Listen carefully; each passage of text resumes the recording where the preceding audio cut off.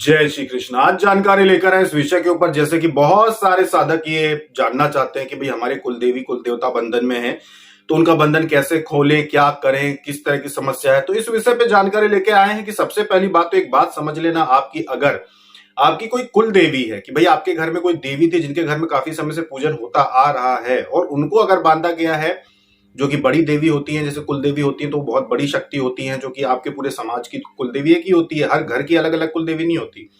तो आप अगर वो बंधन में हैं, अगर आपको ऐसा लगता है तो इस बात को भूल जाइए, क्योंकि जो पूरे समाज की कुल देवी एक कुल देवी होती है वो बंधन में कभी नहीं होती। आपका घर अशुद्ध किया जा सकता है, आपके घर की कोई सिद्धि हो तो उसको बांधा जा सकता है, वो बंधन में रहती है। कुल देवी किसी की भी बंधन में नहीं रहती, इस बात को ध्यान रखना। जैसे कि अगर कोई मां मनसा को अपनी कुल देवी मानता है, कोई मां कैला देवी को अपनी कुल देवी मानता है, कोई मां काली को अपनी कुल देवी मानता है, कोई बिजासन माता को अपनी कुल देवी मानता है, तो ये कभी मत सोचना कि कुल देवी बंधन में रहती है। ये शक्तियां बंधन में कभी नहीं होती, किसी भी मनुष्य की सीमा से पार है ये लोग, इनको, इन शक्तियों को कोई बांध नहीं सकता।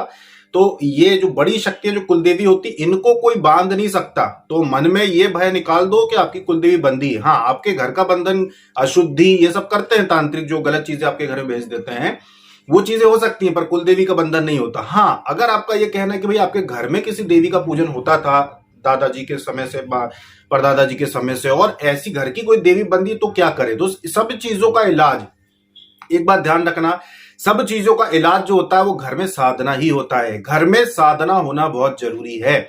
जब आपको पता है कि आपका जो जीवन है भगवान की दया से अच्छा भला चल रहा है, 2 वक्त की रोटी आपको मिल रही है, तो फिर पूजा पाठ के लिए समय क्यों नहीं निकालना चाहिए। आधा 1 घंटा तो रोज निकालना ही चाहिए। जिन लोगों को रोज ना निकल सके तो एक दिन छोड़ के निकालिए, कि चलो एक दिन छोड़ के अपन ज्यादा जप कर लेंगे, ऐसा संकल्प लेकर आप काम कीजिए। लेकिन साधक होना बहुत जरूरी है। हमारे जुड़े हुए जो साधक साधिकाएं हैं, जो हमसे 1.5 से 2 साल से जुड़े हुए हैं, विश्वास मानिए कि इन लोगों के ऊपर भी तो बड़ी बड़ी क्रियाएं होंगी, बहुत सारे तंत्रिक प्रयोग होंगे, इनके घर घर के देवी देवताओं को भी बांधा होगा, इनके ऊपर ही सारी समस्याएं करी होंगी। लेकिन क्योंकि 1.5 से 2 साल इन लोगों को हो गए हैं साधना करते करते, अपने घर में जाप हवन करते करते, इतने हवन हो चुके हैं इनके घर में, इतने ज्यादा जाप हो चुके हैं, इतने स्तोत्र पाठ हो चुके हैं कि इनके घर पे कोई बंधन नहीं है, किसी प्रकार की कोई नकारात्मक बंधन नहीं है। मतलब कि देवी देवता इनके किसी प्रकार की सिद्धियां बंधन में नहीं, सब स्वतंत्र है, घर पूरे पवित्र है, सब कुछ सुरक्षित है। मतलब बगैर कहीं जाए, बगैर किसी के पास जाए भी आपका घर पवित्र हो सकता है।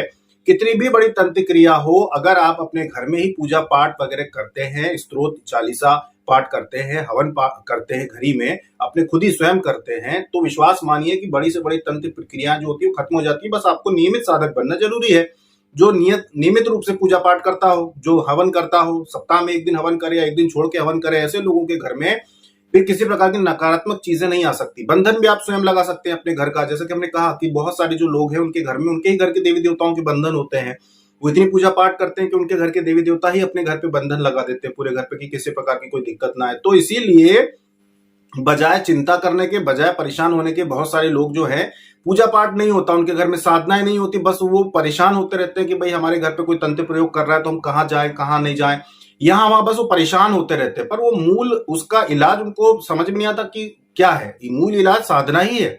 मूल इलाज, जड़ से जो समाप्त करने वाली चीज है वो साधना ही है। आप कहीं भी, कहीं दुनिया में कहीं भटकने चले जाइए, अगर आप साधक नहीं बनेंगे तो आपके घर को जीवन भर कोई सुरक्षित नहीं कर सकता। हमेशा तकलीफें आती रहेंगी। एक बार आप घर को किसी से ठीक करवाएंगे, आप तकलीफों को थोड़ा बहुत कम करवाएंगे, फिर थोड़ी रह जाएगी, फिर थोड़ा कम कराएंगे, फिर थोड़ी रह जाएगी। आपको अपने घर में पूजा पाठ वगैरह करना जरूरी है।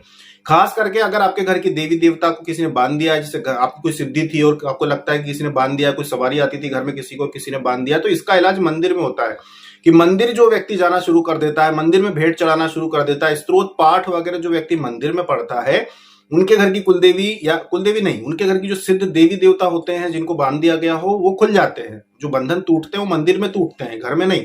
अब मान लीजिए कि आपके घर में किसी ने आपके घर की देवी को बांधा, जैसे बहुत सारे लोगों के साथ हुआ है कि उनकी देवियां बंधी हुई रहती हैं, तो वो किसी ने बांध के रखा है, तो वो घर में पूजा पाठ आप करते हो तो वो लगती नहीं, क्योंकि कई बार नकारात्मक चीजें घर में होती हैं, तो घर में किए गए पाठ जो होते हैं वो लगते नहीं है तो काम नहीं कर पाते। लेकिन अगर वही पाठ मंदिर में बैठ के किया जाए और वहां पे ये बात बोली जाए, प्रार्थना करना बहुत जरूरी है। मंदिर में आप जब जाते हैं तो ये हमेशा बोलना चाहिए, जब जब आप मंदिर में जाओ किसी भी, भोग चढ़ाने जाओ या फिर किसी मनोकामना से जाओ, ये जरूर बोलना चाहिए कि मेरे घर के बंधन खोल दो। अगर किसी प्रकार की नकारात्मक चीज मेरे घर में है तो उसको नष्ट कर दो। मेरे घर की देवी देवता पे किसी प्रकार का कोई बंधन है कि वो कोई कष्ट में, तो बंधन खोल दो। मेरे घर में बंधन कर भी दो, सुरक्षा वाला बंधन कर दो कि सुरक्षित हो जाए। ऐसे हर बार बोलना चाहिए जब जब आप मंदिर जाते हैं। विश्वास मानिए कि आपको कहीं जाने की जरूरत नहीं पड़ेगी। आपके घर की देवी बंदी है, देवता बंधा है, वो खुल जाएगा। मंदिर में अगर आप जाके बैठ के ऐसा बोल देंगे तो वो खुल जाएगा।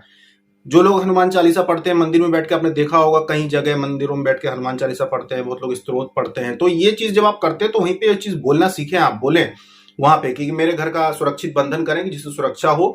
मेरे घर की देवी देवता बंधन में तुमको खोलिए, नकारात्मक चीजों को घर से बाहर लेके जाइए। अगर आप ऐसी प्रार्थना करेंगे तो वो चीज काम करती है। मंदिर में उपस्थित देवी देवता वो काम करते हैं, इस बात को समझिए। क्योंकि किसी सवारी वाले व्यक्ति के पास, किसी सिद्ध पुरुष के पास जो शक्तियां होती हैं उनसे 1000 गुना ज्यादा बड़ी शक्तियां मंदिरों में होती हैं। मंदिरों में जो देवता और देवी उपस्थित होते हैं भगवान की प्रतिमा के साथ उस प्रांगण में, वो किसी सवारी वाले व्यक्ति के पास भी नहीं होती उतनी बड़ी शक्तियां। तो मंदिर में जब आप जाते हैं, वहां पे आप कोई प्रार्थना करते हैं तो वो ज्यादा तीव्रता से काम करती है, वो ज्यादा तीव्रता से आराम पहुंचाती है। तो ये फायदा आपको होगा कि कोई भी दिक्कत हो, मन में शंका हो, कुछ भी हो, तो सबसे पहले मंदिर का सहारा लेना चाहिए कि मंदिर आना जाना शुरू कर देना चाहिए। वहां पे जाके आपको प्रार्थना करनी चाहिए, तो उसका लाभ मिलता है। तो अभी जैसे कि नवरात्रि आने वाली है, सभी साधक साधिका जो नवरात्रि की तैयारियां कर रहे हैं वो उस विश्वास के साथ तैयारियां करें नवरात्रि की, कि आपको नवरात्रि में ज्यादा से ज्यादा लाभ मिले। आपको जिस भी देवी देवता को आप मानते हो, चाहे वो आप इष्ट मानते हो, चाहे इष्ट माता मानते हो, जो भी आप मानते हो, पूरी श्रद्धा से आप उनकी साधना करना, तो आपको उनकी सिद्धि अवश्य मिलेगी। जिन लोगों ने साधना की है उनके साथ अप्रत्यक्ष सिद्धि तो होती ही है। जिसकी भी आपने सिद्धि पाने की इच्छा से साधना की है, वो अप्रत्यक्ष सिद्धि तो रहती है लोगों के पास, जो नियमित साधक बन जाते हैं कि भाई एक बार साधना की, फिर भी साधना करते हैं, फिर भी साधना करते हुए चलते हैं, उनको सिद्धि मिलती ही है। उनको मन में शंका नहीं रखना चाहिए। जो लोग साधना नहीं करते या छोड़ देते, एक बार करके छोड़ दी, फिर ध्यान नहीं दिया, उनके पास नहीं रहती सिद्धि। अगर मिली भी हो तो वो आंशिक रहती, चली जाती है। पर जो लोग नियमित साधक हो जाते हैं, बार बार साधना करते रहते हैं, उनके पास निश्चित तौर पे सिद्धि रहती है। उनको कोई भटकने की आवश्यकता नहीं है, उनको वो लाभ मिलता है सिद्धि का। तो जब अभी गुप्त नवरात्रि आ रही है, गुप्त नवरात्र में उसके पहले ही हम और विधि लेकर आएंगे, विधि बताएंगे आप सभी लोगों को। एक ही विधि रहेगी सभी के लिए कि आप लोग अपने घर का बंधन किस तरह से कर सकते हैं, कौन सी विधि से आप घर की नकारात्मकता नष्ट कर सकते हैं। मतलब आपको जब किसी अन्य स्थान पे न जाना पड़े, घर में आप साधना करते हो, आप चाहते हो कि आपके घर में आपका घर सुरक्षित हो जाए, तो क्या विधि आप अपना सकते हैं। ऐसी विधि लेकर हम आएंगे कल परसों में। तो वो उस विधि से आप अपने घर को पवित्र कर सकते हैं। घर में कोई नकारात्मकता हो तो आप खुद ही दूर कर सकते हैं, कहीं जाने की आवश्यकता नहीं है, किसके पास भटकने की आवश्यकता नहीं है, आप खुद ही दूर कर सकते हैं। क्योंकि नकारात्मकता पे आपकी विधि ज्यादा काम करती है। अगर कोई भी साधक स्वयं किसी प्रकार की विधि का पालन करता है घर में, तो वो ज्यादा काम करती है नकारात्मकता दूर करने के लिए, और वो दूर हो जाती है। तो इसके लिए कहीं परेशान होने की आवश्यकता नहीं है, आप घर में रह के वो चीज करें तो ज्यादा लाभ मिलता है आपको। तो इसीलिए हम विधि लेके आ रहेंगे, जल्द से जल्द विधि लेके आएंगे, घर में क्या क्या चीजें करके आप घर की नकारात्मकता दूर कर सकते हैं।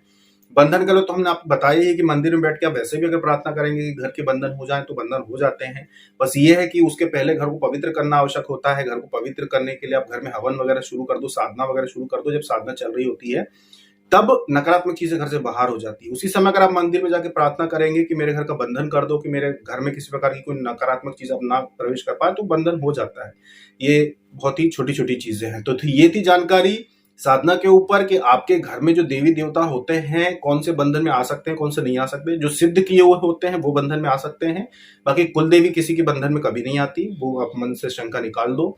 हाँ, आपकी अगर घर की सिद्ध देवी है, कोई बंधन में आई है, तो आप खुद भी खोल सकते हैं, या तो अन्य स्थान पे खुलवाइए। अगर कोई ऐसा स्थान मिलता है, तो नहीं मिलता है तो आप खुद अगर साधना करना शुरू कर देते हैं, या मंदिर में जाके आप पाठ करते हैं, मंदिर में जाके प्रार्थना करते हैं कि मेरी सिद्धि को खोल दो, तो वो खुल जाती है। इस बात पे विश्वास रखें, और ऐसे प्रयोग हम आगे लेके आएंगे और बहुत सारी विधियां लेके आएंगे जिससे कि आपकी सहायता कर सके। अभी तक इतना ही। जय श्री कृष्ण।